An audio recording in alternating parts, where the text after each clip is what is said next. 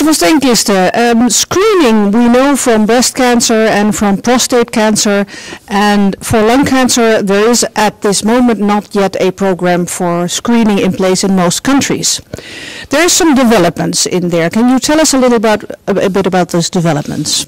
Yes, well, the history about screening in lung cancer also is many years, decades ongoing. And initially, the attempts were to screen with a chest X-ray, with a simple photo of the lungs, which actually didn't work.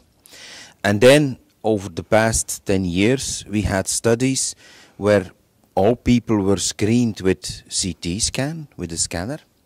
And what we learned from these studies is that you find more patients in an earlier stage of disease. You find more patients that could have surgery. But that did not necessarily mean that screening was useful. Why not?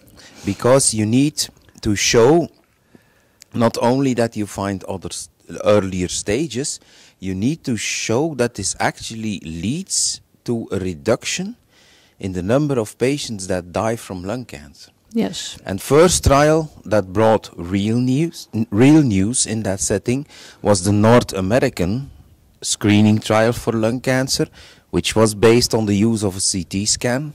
And in that study, for the very first time, the goal of indeed proving that you reduce the number of patients dying from lung cancer was met.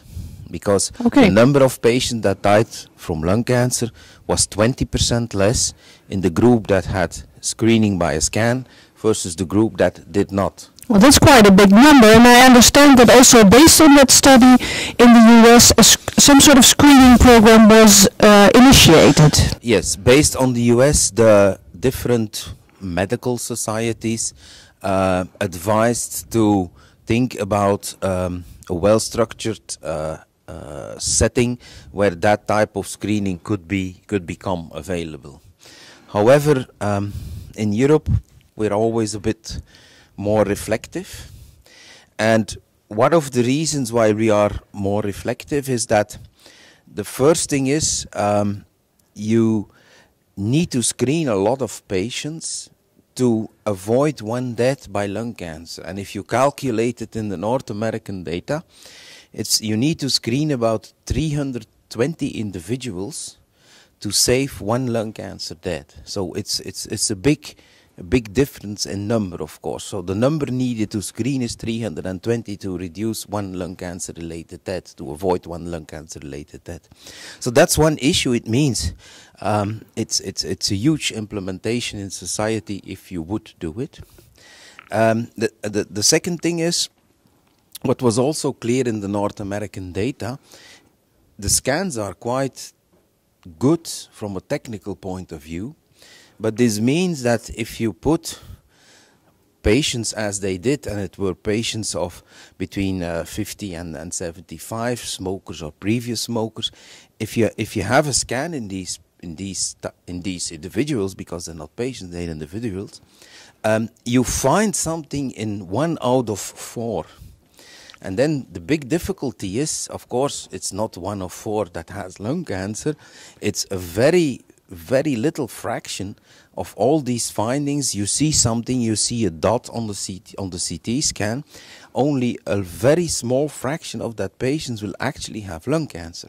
So you need to filter out which is the one where we need additional tests. Yeah. And that's not an easy task. From what I understand, it will be some time probably before there is an actual screening program in place.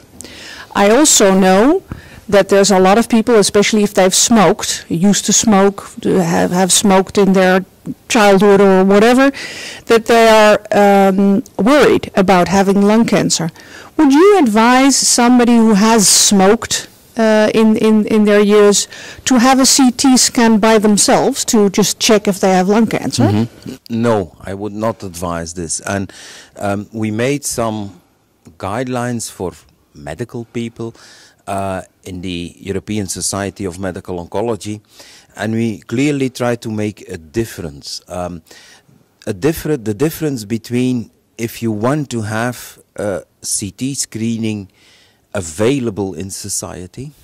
It should be under the umbrella of a very good, first of all, a very good quality control, meaning it should be in centers with high expertise in all aspects of lung cancer screening. And all aspects means the technology of the CT scan, the way you have interpretation of all the nodules that you see, then the techniques, if it's a nodule of concern, the techniques to have that nodule diagnosed as lung cancer, the way you take biopsies. Also, if it is a probably malignant nodule, the way the surgeon takes it out, it's typical, it's different surgical techniques than from established lung cancer. So you should have that whole multidiscipline environment in a very experienced high volume thoracic oncology center in order to start with screening. And of course there are centers in Europe that are capable to do this, but it would be, at least is what we felt in the ESMO guidelines, it would be a very bad idea if a smoker just asked to his GP, could I have a CT scan because I'm concerned? That's probably not the way to do it, because you will create a lot of extra tests, a lot of potential morbidity for the patient, because most of these tests will be unnecessary. So we would not advise that outside of a real good program. And I think the discussions about real good programs in Europe will predominantly start once the European large trial, the Nelson trial results will become available. When will they become available? Well, we estimate it might be at the end of next year. End of next year, end of 2016. Yeah. Thank you very much. You're welcome.